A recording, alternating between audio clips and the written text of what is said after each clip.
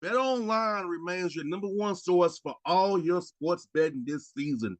Everything from pro, college basketball, UFC, MMA, and more. You always find the latest odds, team matchup info, player news, and game trends at BetOnline. With live betting options, free contests, and live scores for almost any sport or game imaginable.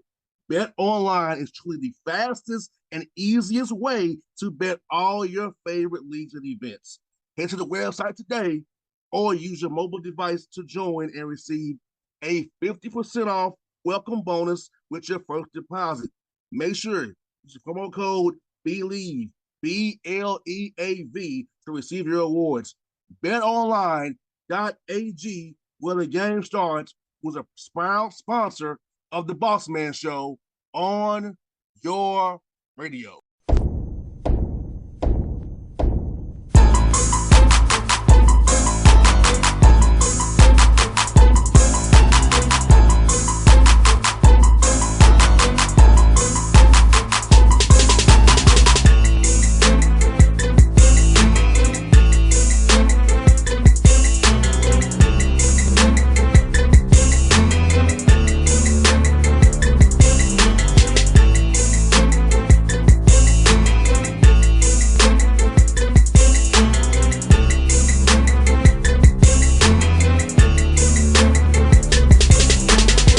Folks, back on the Bossman Show, friend of the show, Sacramento State Hornets coach David Patrick doing big things out there, 11-9 on the year.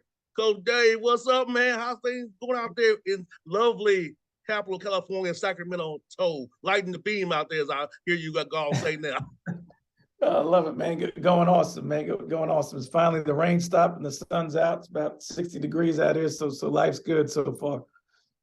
I hear that. So I've been asking, man, we got this job here, man. I want to set the tone, set a culture here. Hey, year one, 11-9 already. Talk about that so far, seeing you guys buy into your system, and getting you guys to play the right way as we head towards February into March here.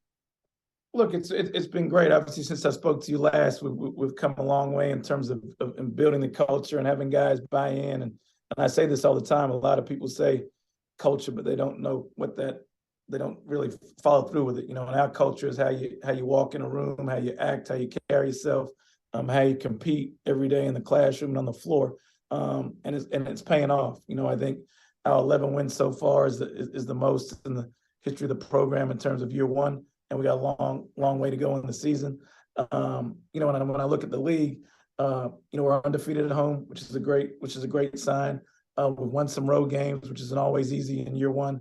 So the ball's going in the right direction, but we still got a long way to go. But in terms of culture and buy-in, the guys that stayed in the program are really, really bought into what we're doing. And what fans should realize also is this, Dave, is this, man, you played some very close games that went against you. We don't want, and they could have made the record even better.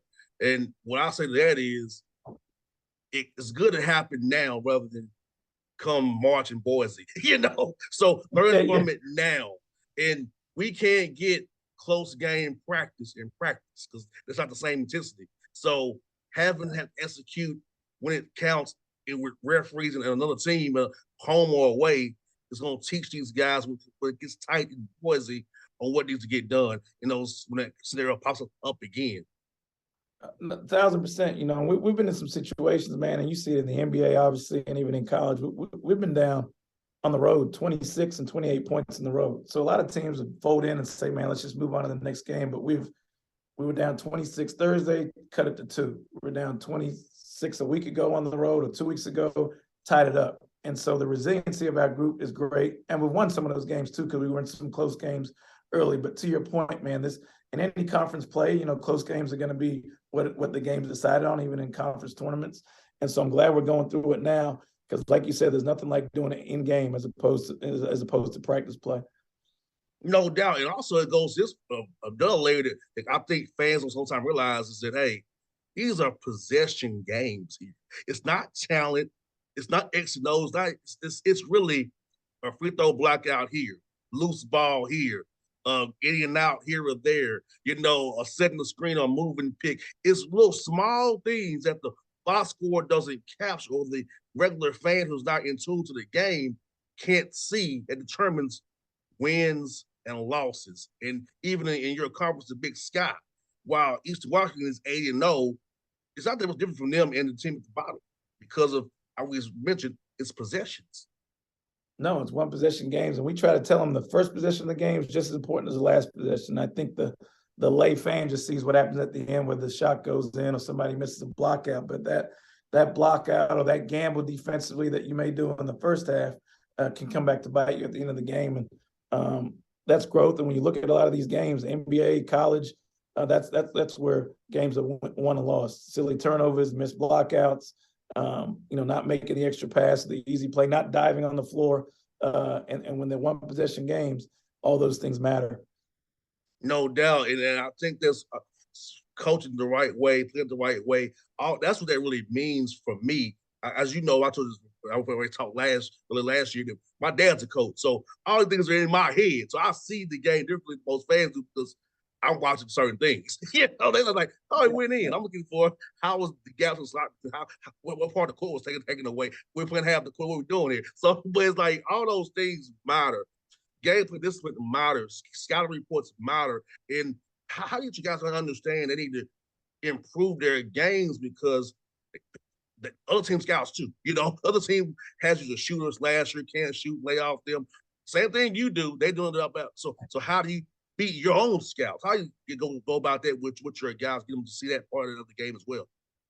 Look, I think we talk about, if you label yourself whether you're a shooter or not, all the stuff we've done in the summer and the fall and your input into whether you make shots or don't in practice is going to show up in the games, and so if you're shooting at a high clip in practice, the other team, and you're probably going to have the license to shoot for us in the game, which means make shots. Conversely, the other team will have you as a shooter. If you're not making shots in practice, I don't damn the thing about, oh man, I make shots in games. No, you don't. And so let's work on it. But we try to, we give them data daily on their shooting. I just use shooting, for example, or data on their rebounding ability daily. And they know within our team on the hierarchy who the shooter is, who the athlete is, who the get back guy is.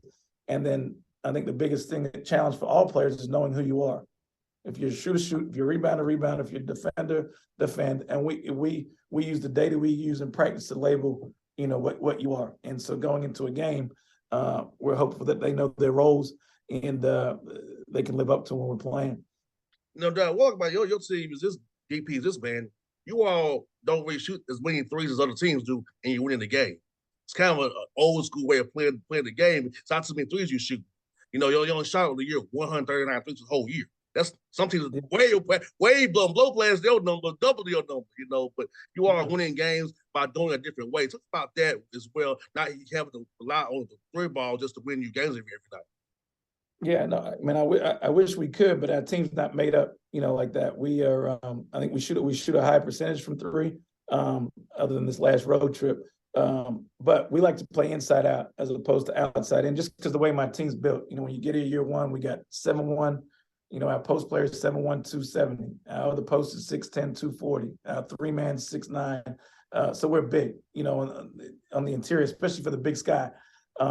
So I think our advantage is in the post, whether we put the ball in the post and if it's one-on-one coverage, I think we can win that battle every night. And if it gets double teamed, I'm hopeful when we throw it out to our shooters and Patterson and Marks, they can make threes. So we try to play the quote unquote old school because we like to put the ball in the post first before we just launch threes, and some of that is what I inherited. Some of that's what I brought in the program and try to utilize our strength, which is the post.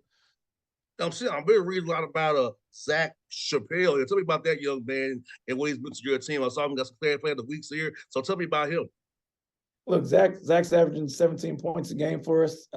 He's an holdover from the last staff, one of the guys that I inherited. But an unbelievable kid, and for I'm his fifth coach. Can you believe that? As a college player, he's been to San Jose State, had two coaches, came here, had two coaches now. I'm his fifth guy. And so for him to be around multiple coaches and have to learn different terminology, different roles, I think his role has increased for me because of his work ethic and because of his buy-in. And he's been tremendous for us. He shoots at a high clip. He's the third leading scorer in the league. He's made 3 or 4 game winners for us. He was national mid-major player of the week back in late December. So he's instrumental to us because he's a local kid. I call him Sacramento, because of his name Zach.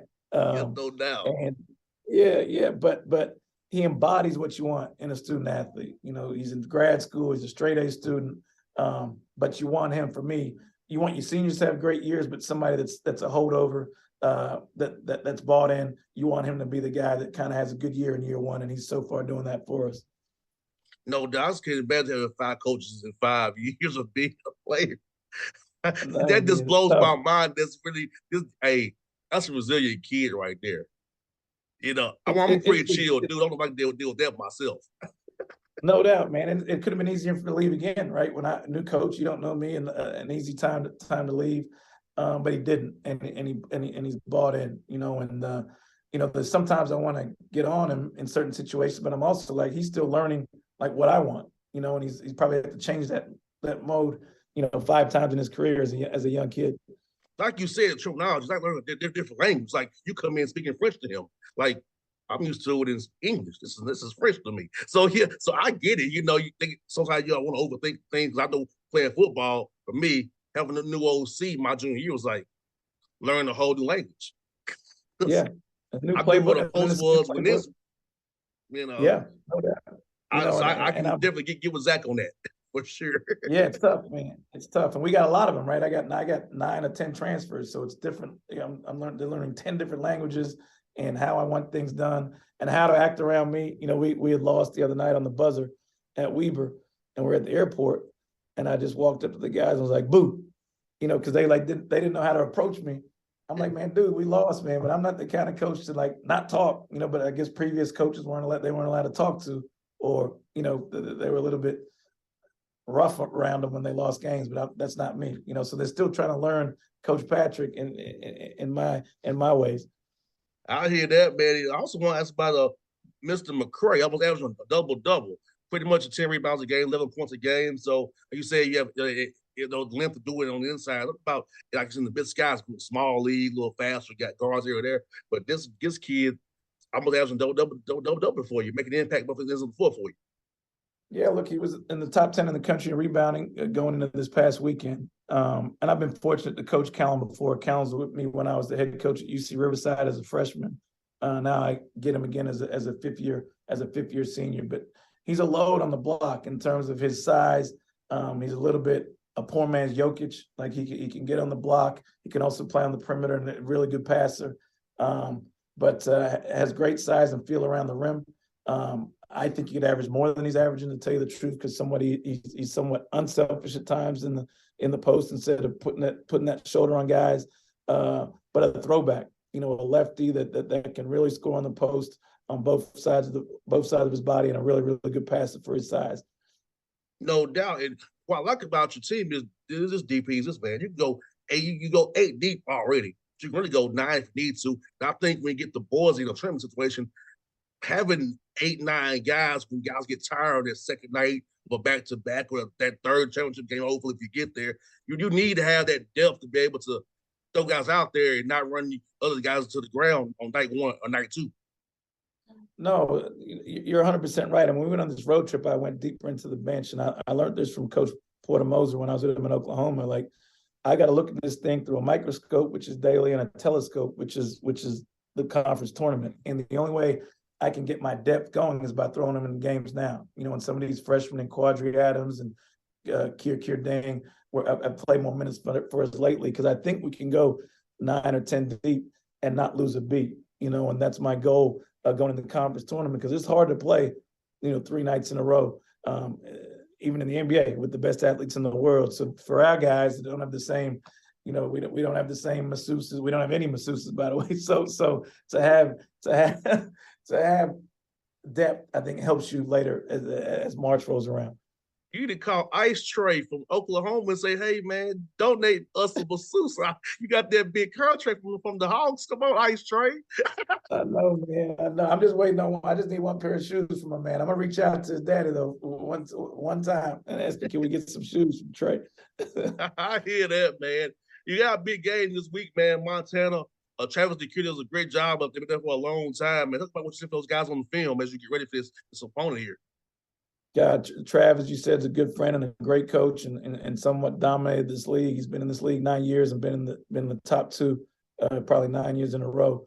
But his team's physical. You know, we lay our hat on being physical. His team's physical and got two bigs and Bannon and Thomas that can really play. You know, so they're coming off a loss against Montana State, so you know they're hungry. On Thursday night we play Montana, and then Saturday we play Montana State.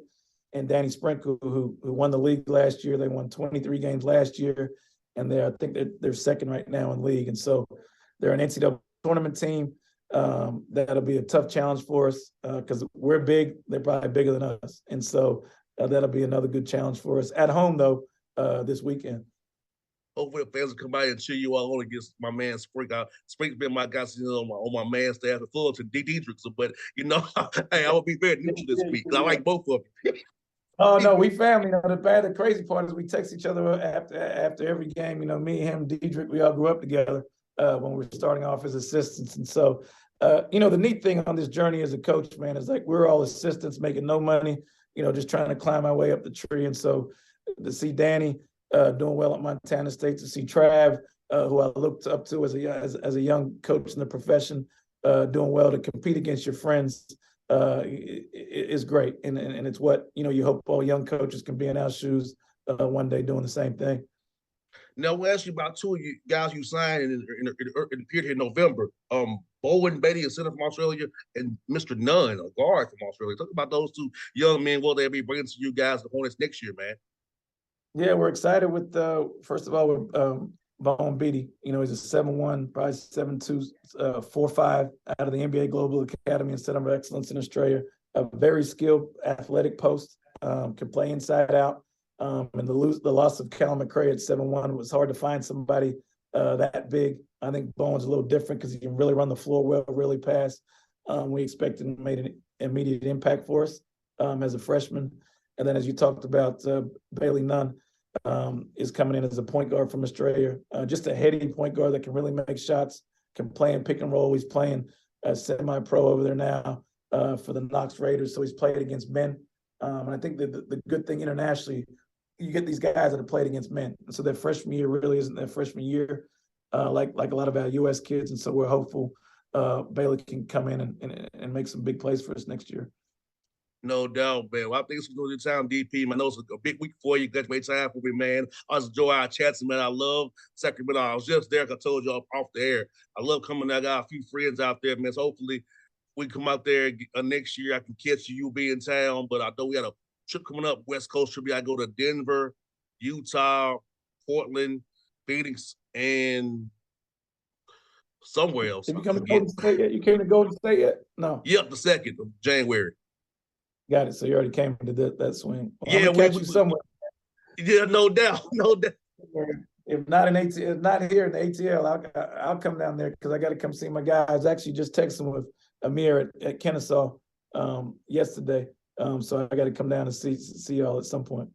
No doubt. Well, hey, let me know, man. We'll get up, get some lunch together, man. Chop it up, break bread, man. But you know how it is. You coaching, I'm on the road. You coaching, I'm traveling, reporting. So we all busy time of year, man. But it's the best job ever. Been around the game of basketball, being in the gym. No doubt, man. Blessed to be able to be around sport. If the sport is our job, man, we both blessed. You got there, right, folks. It's Derek Patrick, the Bossman Show. Hornets, Sacramento State, Big Sky, trip those guys, man. Let's look to you, my brother. Thank you, man. Take care. All right.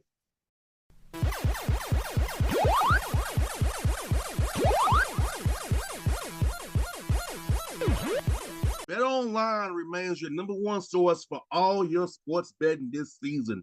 Everything from pro, college basketball, UFC, MMA, and more. You always find the latest odds, team matchup info, player news, and game trends at BetOnline. With live betting options, free contests, and live scores for almost any sport or game imaginable. Bet online is truly the fastest and easiest way to bet all your favorite leagues and events. Head to the website today or use your mobile device to join and receive a 50% off welcome bonus with your first deposit. Make sure you use the promo code BLEAV, BLEAV, to receive your awards. BetOnline.ag, where the game starts, was a proud sponsor of the Bossman Show on your radio.